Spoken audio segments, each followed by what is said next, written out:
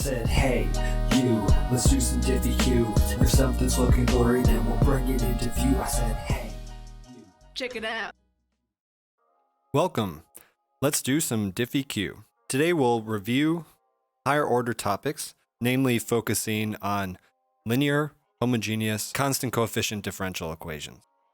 Notice there are 2 pages of topics. Here is the first, and here is the second. Let's jump right into the first concept.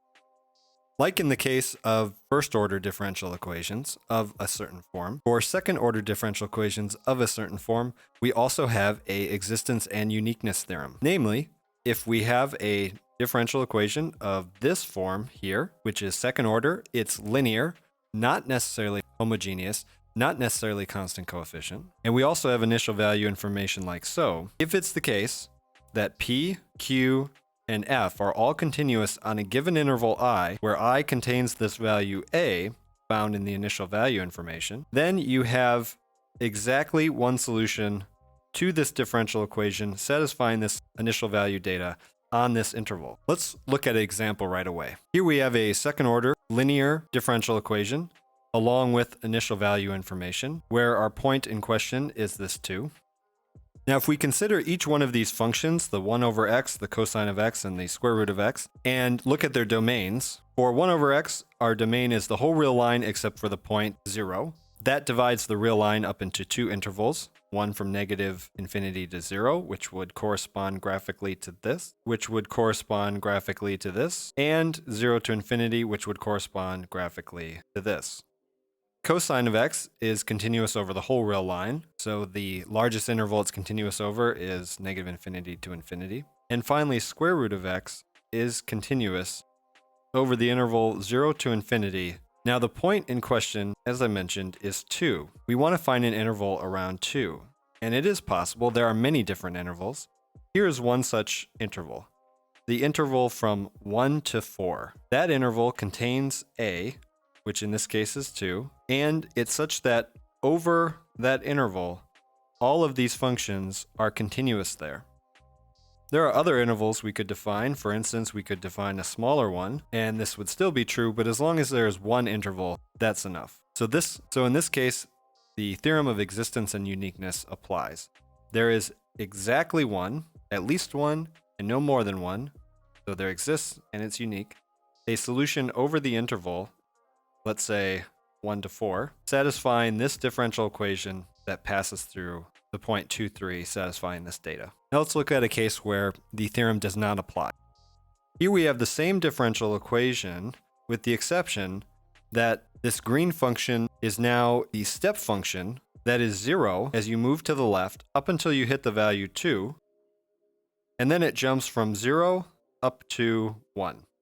This is something we will see later when we look at Laplace transforms, and we've mentioned in a previous video, but the important thing here is just that it's a simple step function. It goes from 0 to 1. It makes a jump or a step. Now in this case, if we look around the value 2, no matter what interval we pick, it's not going to be possible to have all the functions continuous in that interval, because this function will never be continuous in that interval, namely because any interval has to contain the point 2, and this function, this green function, is not continuous at 2. We can see why it jumps up. Therefore, the theorem would not apply to this. It doesn't mean that the consequent can't still occur. It just means that we can't, using the theorem, guarantee that it occurs. Now let's consider what it means for 2 functions to be linearly independent. So a set of functions f1 through fn are, or you might say the set is, linearly independent if and only if, by setting this linear combination equal to 0, that implies all of the coefficients must be 0. And here I've indicated implies that means it's the only possibility. Nothing else could happen. So it has to be that not only could a1, a2, an all be 0 and this equation is satisfied, it must be that that's the only possibility. There's no other way that could happen. Say we have the functions 1, x, and e to the x. This is a linearly independent set, or we would say these functions are linearly independent. In order to show it, we suppose first that we have this linear combination. a1 times 1 plus a2 times x plus a3 times e to the x. Now, what we want to show is that it must be that a1, a2, a3 are all 0. It's the only possibility. So here's what we do. We start substituting in x values into this linear combination equation. If we substitute in 0 for x, we get that a times 1 is a1, or a1 times 1 is 1, a2 times 0 is 0, a3 times e to the 0 is a3 times 1, and we get this equation. Trying another x value, such as 1, we get this equation. And then finally, trying a third x value, we get this equation. Now, thinking back to college algebra, or whenever was the last time you saw algebra, you may or may not remember that if you have n equations and n unknowns, so long as those equations are not duplicates of each other in some sense, you should be able to solve for each of the unknowns. You may remember n equations and n unknowns means you can solve for them. That's what we'll do here. You may or may not be familiar with the technique of using matrices. Let's use that technique just to shorten the computations. But if you use elimination on this, it would be exactly the same as using the matrix technique here. First, we start with an augmented matrix. Notice that the coefficients in front of this a1 are all 1. It's 1 times a1, 1 times a1, 1 times a1, hence all the 1s here. In this column, we have 0 times a2, hence 0. We have plus a2, which is plus 1 times a2. And then we have minus a2, which is negative 1 times a2. Similarly here, we have plus 1, we've got e, and we've got e to the negative 1. Then we have our dividing bar here for all the equal signs, and then all zeros here, giving us all zeros here. Doing elementary row operations on these matrices, we can turn this matrix into this matrix, and then this one into this one. And finally, we get this. Now what this shows is all of these coefficients, a1, a2, a3, must be 0, and it's the only possibility. We solve directly for them, and there's nothing else that they could possibly be. That shows that these functions are linearly independent of one another, or we might say the set is a linearly independent set. If it wasn't clear what's happening here, substitution and elimination, in particular elimination methods, would allow you to reach exactly the same result. Now let's look at a case where we have a linearly dependent set. Here we have e to the x, e to the negative x, and hyperbolic cosine of x, which you may or may not remember from around Calculus 2. Recall, because it's probably been a minute, that hyperbolic cosine is equal to this following sum. And really, when you think about hyperbolic cosine and hyperbolic sine, the right way to think about it is they're just a shorthand for a combination of exponentials. They actually happen to satisfy many of the properties or similar properties to the trig functions. So if you think about them as trig functions, you can often get a lot of intuition. But for this sake here, it's really just a renaming of a particular formula involving exponentials. In order to show that a set is linearly independent, what we have to start with is a linear combination. And to show they're linearly independent, we would show that a1, a2, a3 have to be 0. Now, of course, they can be 0, and this would be a satisfied equation. If you let all a1, a2, a3 be 0, then the equation is true. But in the previous example, we showed that they have to be 0. There's nothing else. In this case, you can choose a variety of combinations of a1, a2, a3 actual real number values. There are infinitely many choices that you have. But one particular combination that would work is if a1 is equal to -1, a2 is equal to -1, and a3 is equal to 2. You'll find that if you substitute in these values into this equation, it will be a true equation. That shows that they're linearly dependent. We came up with some linear combination that's equal to 0, but it's not the case that all of these have to be 0. There's a possibility of at least one of them being not. Now, the whole point of talking about linear independence is that we want to come up with a number of solutions and take their sum to be, in some sense, the most general solution formula.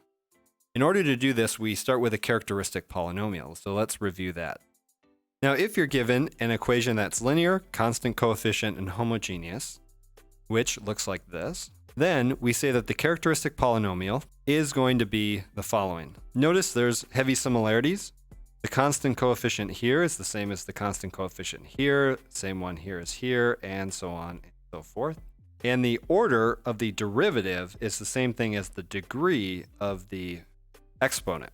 From here, we find the roots of this characteristic polynomial, which is just an algebraic exercise.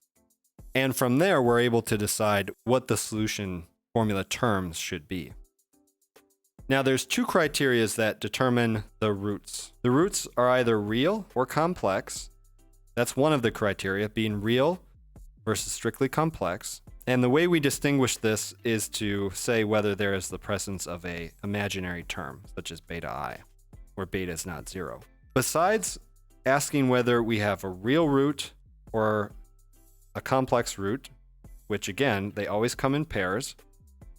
Besides that, it's worth asking how often these roots appear. Often this is called multiplicity. If there are m roots that are the same, let's say in each case they're a and they appear m times, then what we do is we take the exponential in the real case, we have e to the ax, where a is the root, and then we multiply it by a general polynomial of n minus 1 degree. Another way to think of it is, if you count here, we have m term, but since we start with a constant term, we don't quite get up to x to the m, because we're accounting for this 0th term, if you will. With complex conjugates, it works exactly the same.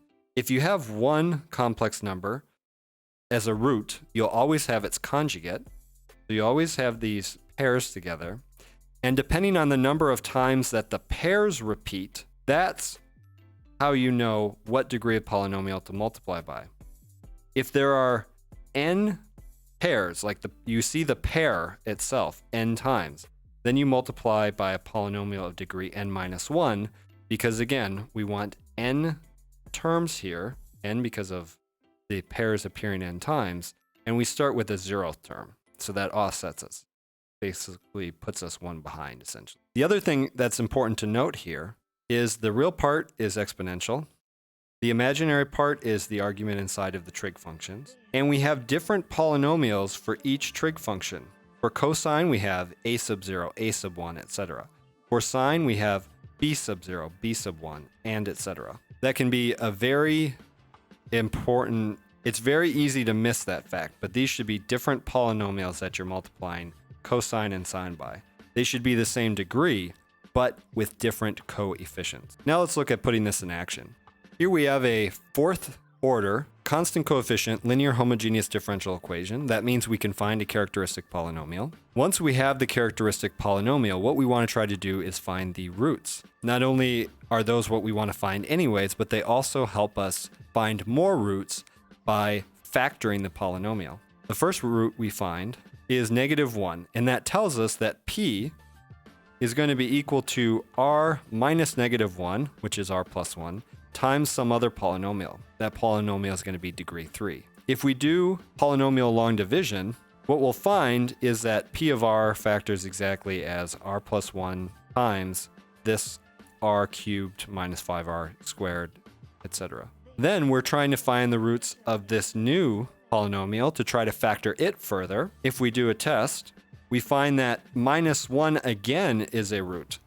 In particular, it's a root of this polynomial, which means this polynomial factors as r plus 1, which is r minus -1, minus the root, which is -1. And that leaves you, again by polynomial long division, with this polynomial here. Now, applying the quadratic formula, what we find is that we get more roots of 3 minus 4i and 3 plus 4i. Remember, any complex root is always going to come along with its pair. If you have a complex number that's a root, its complex conjugate pair is also a root. And of course, we have -1 2 times. Now, once we have that, we have a real root of -1, that's multiplicity 2, and then we have a pair of complex conjugates. The pair itself only appears once. That means that our solution formula is as follows here, and we have a singular solution of y is equal to 0. Notice that since we have -1 as a root twice, we'll have e to the x twice, but on one of those we'll have x. This is equivalent to saying c1 plus c2x times e to the negative x. Now let's suppose we have a spring mass system. In this system, there are two variables. The independent variable is time, and the dependent variable is position. As t, or time, varies, the position of the mass on a spring varies. This is one-dimensional motion. So we think of a spring hanging from a ceiling, just moving up and down as gravity acts on it, and the spring restoring force tries to pull it back to a contracted state, causing this oscillatory motion. The model or differential equation for this is where the m times x double prime, that's mass times acceleration, the change in position with respect to time twice, is the acceleration. So that's just the force. Acting on the spring mass system is a damping or resistance, depending on the situation. You can think of this as internal resistance, or if a spring mass system is submerged in a liquid, and then there's fluid resistance as it tries to move through the liquid medium. And then finally, the spring itself, it wants to hold a certain position. If you compress it beyond this natural position, it wants to push back out and extend itself. If you elongate it and pull it out, it wants to pull back to its original state. In this case, each of these coefficients, they're constants. The mass won't change, the damping resistance won't change, and the spring restoring force constant won't change. These are all constants, and moreover, they're all greater than 0. That means the characteristic polynomial that we can find in this case will be second degree and hence have 2 complex roots. That allows for 3 different cases. You can ignore this part at the bottom. That was just an artifact from another write-up. But possible cases for the roots, we could have 2 distinct real roots. We could have repeated real roots. We could have, let's say, 3 is a root, and then 3 is also a root again. And then we can have a complex pair. Remember, if you have one complex number as a root, you always have its complex conjugate, which is the same complex number. The only difference is there's a change in sign. Now, depending on what your roots are, in these 3 cases, you'll have 3 different solution types. Distinct real, you'll just have a sum of 2 exponentials. With repeated real, you'll have again a sum of 2 exponentials, but you have this t factor here. And the reason is that you want this term, which is itself a solution, to be linearly independent of this term. The requirement for linear independence means that we have to have a t here, where there is no t here. Finally, in the complex pair case, we have exponentials, but also oscillatory behavior with cosine and sine. Now, the type of damping that occur with each of these, which we'll see in solution graphs momentarily. The first one is overdamped. The second one is critically damped, which looks very much like overdamped. And then finally, there's a switch as you go from overdamped and critically damped to having some sort of oscillation. And that's in the last case, we call that underdamped. Now, here are the different solution curves for these 3 cases. In particular, notice that the overdamped and the critically damped case are somewhat similar in that they start out at a height and then they drop towards the equilibrium position, or to the axis where x is equal to 0. The only difference is in the critically damped case, it happens faster. So I've tried to draw on it to stress the effect that the critically damped case is where you drop faster towards equilibrium. But in both cases, you have this notion where you're dropping towards the equilibrium.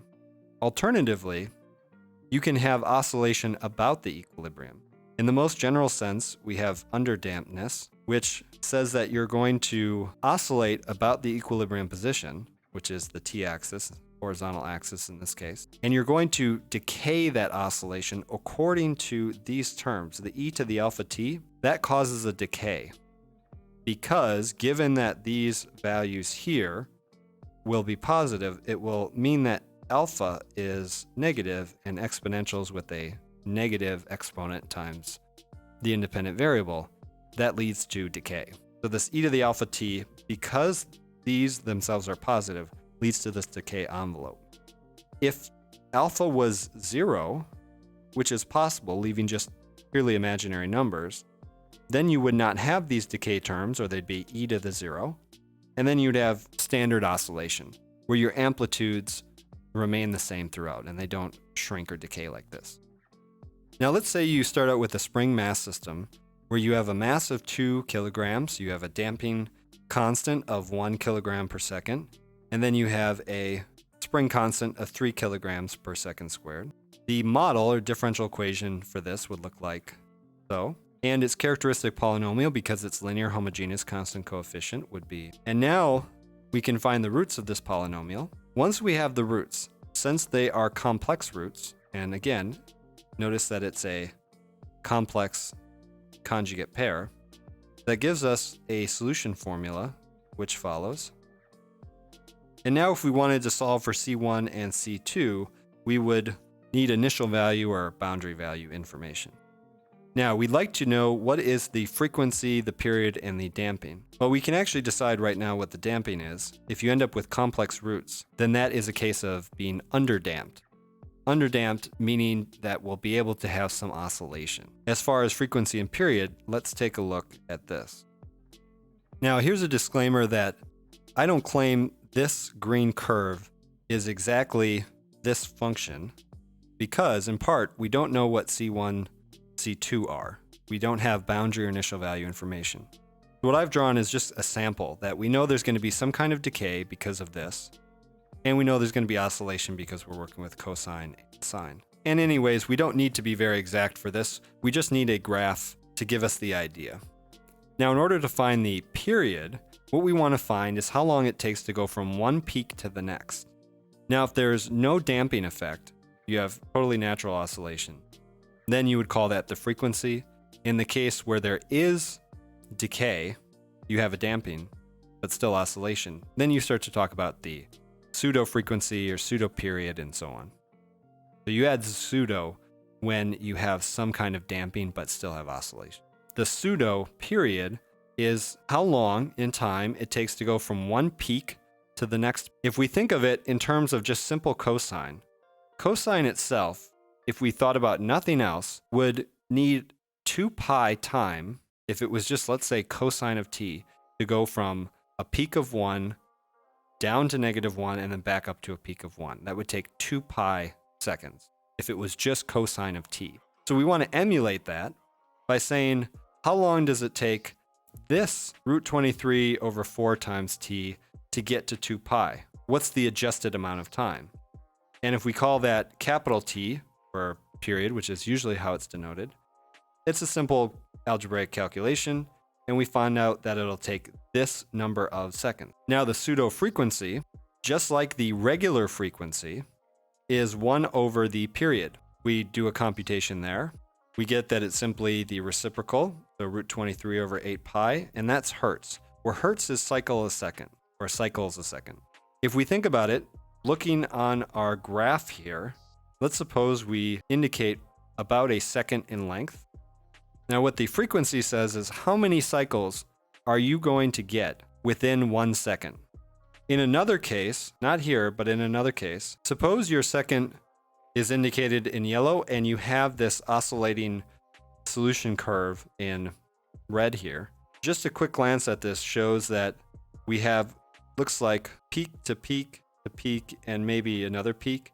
So we go 1 peak, so that's the 1 cycle, 2 cycle, 3 cycles. So it looks like the pseudo frequency or the general frequency in this case would be 3. We went through 3 cycles. In the actual problem we've looked at here, in 1 second, however, we don't quite get through a full cycle. Maybe it looks like roughly a fifth of a cycle. I think that's what I found when I did the calculation here. But at any rate, it's a fraction of a cycle. And in general, the frequency is just how many cycles you get through. Maybe you only get through half a cycle, or maybe you get through 1,000 cycles. You may know this term, hertz, from refresh rates when looking at computer games or just computing media in general. How often you refresh per second. Now, supposing we want to look at the spring mass system where now the spring mass system is driven by some external, perhaps motor, or some other force acting on it. It's no longer just the spring itself, the medium through which it's moving, and gravity, there's something else that's acting on it. Now, in general, force is of course equal to mass times acceleration. This can change over time, why we have capital F of t. But also, in any system, the force is equal to the sum of forces acting on the system. For our particular case, if we say mass times acceleration, m times x double prime, that's going to be equal to the sum of the forces acting on the system. As we mentioned previously, we have the damping force, which resists the motion. That's why we put it equal to negative cx prime, where c is positive. So if the velocity is positive, we're going to get a negative force pulling us back. If your velocity is negative, you're going backwards in your coordinate system, the damping force is going to be pushing you forward. So it's always resisting. The same is true of the spring restoring force. Now, what we'll do here that's different than the previous case is we'll add a driving force. And again, we have the damping resistance. We have the spring restoring resistance. It's resisting the motion to push it away from equilibrium. And then we finally have the driving force, which is acting in its own way, adding some extra energy into the system. A simple rearrangement gives us the equation like so. And this is a driven spring mass system. Now, if we look at solving any non-homogeneous linear constant coefficient differential equation, we start by finding the complementary solution. So we look at the homogeneous version of this, find its complementary solution. Then from there, we use that to find the particular solution, and we combine the two to get the most general solution formula. Now, what the particular candidate x sub p looks like depends completely on the complementary solution. And in particular, when we're looking at a spring mass system, so at a physical system, whether you get resonance, you get beats, or other behavior depends on the relationship between the complementary and particular. Now, suppose we have this initial value problem here, so differential equation and initial value data. This is a linear constant coefficient differential equation. It's not homogeneous. First, we start with the complementary solution. That is, we look at the characteristic polynomial, we find its roots, and then we write a solution formula based on what those roots are. Notice this is undamped. There is no c prime, there is no x prime term, so that means nothing is resisting the velocity, i.e. there's no damping. There's no fluid slowing you down, giving you resistance as you're... Now, after we have the complementary solution, we can find the particular solution. Since we already have the cosine 2t in the complementary solution, when I say already have, I mean we look at the non-homogeneous portion of this differential equation, which is 3 cosine 2t. It does appear in the complementary solution. That means there's a repetition. If that's so, we want to scale up the appearance of cosine 2t, since it's repeated, since we have it 2 times effectively. We'll multiply by a polynomial that has 2 terms, so we have a plus b. And whenever you have cosine in your particular solution candidate, you always want to have sine. By the same way we multiply by this 2-term polynomial, we'll also want to multiply by this 2-term polynomial that is different than this one. And we'll see why they have to be different as we go through this work. Now, this upcoming portion is going to be quite a bit of work, but we want to make sure you get the idea of what's going on. So either way, get ready to rumble. Now our differential equation is x double prime plus 4x is equal to 3 cosine of 2t. Let's color these as a left-hand side and a right-hand side.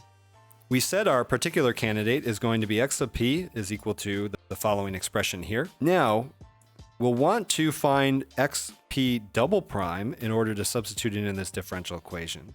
A computation of that gives us this quite long expression. Now let's go ahead and set up the differential equation where we have a left-hand side that we're going to substitute in x sub p wherever we see x. And then we'll have a right-hand side. And notice I've drawn this really far to the right because there's going to be a whole lot of mathematical notation on the left here. Substituting in x sub p and x sub p double prime into the left-hand side, we get all this And of course, that's still equal to the right-hand side. Now we can combine like terms, which gives us this long expression times cosine of 2t, and then long expression here times sine of 2t, which is not so bad in the end once we've computed it because it simplifies pretty nicely and gives us this. Now what we want to do is notice that on each side we have a cosine 2t here and a cosine 2t here. That means we'll match up those coefficients. We'll match up the 4e with 3 because they both are matched with cosine 4t. There is no sine 2t on the right-hand side. Therefore, 4b must be equal to 0. We extract two equations from this, namely that 4e is equal to 3 and 4b is equal to 0. That, of course, tells us that e is equal to 3/4 and b is equal to 0. Now, notice that AD can be whatever we want them to be because we found no restrictions on A and D. We look at all of this work and it ends up being that A and D can be whatever because in the end, they don't have to be any particular value. And if they can be whatever we want, well, let's pick the simplest thing that they can be. And that means we'll pick them to be 0. Now, to reiterate what we've done so far, we started with this initial value problem. We found the complementary solution. Then we found the particular solution. After that, we wanted to determine what these coefficients are. Sometimes this is called the method of undetermined coefficients. We discovered that 4e should be equal to 3, 4b should be equal to 0, AD can be whatever, so why not 0 then? We said Get ready. and hey. We got ready. We found that x sub p should be 3/4 t sine of 2t. That means that x, in its most general solution form, should be equal to this expression. And substituting in the initial value information, we find that C1 is equal to 0, C2 is equal to -2, and 3/4 is still 3/4. If we plot this, what we find is that the solution curve looks like so, which is an example of resonance where you have the driving force working in tandem with the complementary solution, and what it does is it drives the system to extremes. You're familiar at all with the Tacoma Narrows Bridge. This is a famous engineering disaster where there was resonance in, can't remember offhand if it was foot traffic or car traffic, but traffic over the bridge caused resonance in such a way where the motion of the bridge got more and more extreme and it essentially tore itself apart. Besides resonance, other interesting behavior that you get in cases like this with the spring mass system or other similar systems is beats. Here we have a very similar initial value problem. The initial value data is different, but in particular, we have a different driving function. Now, the complementary solution, since it's the same differential equation on the left-hand side, is going to be the same. The particular solution, since there is no repetition, will look different. Namely, it'll just look like so, where we don't have any presence of t as coefficients in front of the cosine and sine. If we go through the same process that we looked at in the last problem, which we'll save the gory detail of here, we end up with -3/5 cosine of 3t. Putting those together, of course, we get the general solution formula. And once we substitute in the initial value information, we'll get the exact solution formula. Now, I've colored this as partially pink. Here's why.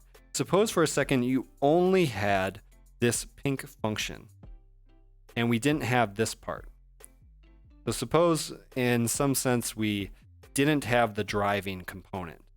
If that's true and we just graph that, but now if we add the -3/5 cosine 3t term, which notice they're out of sync.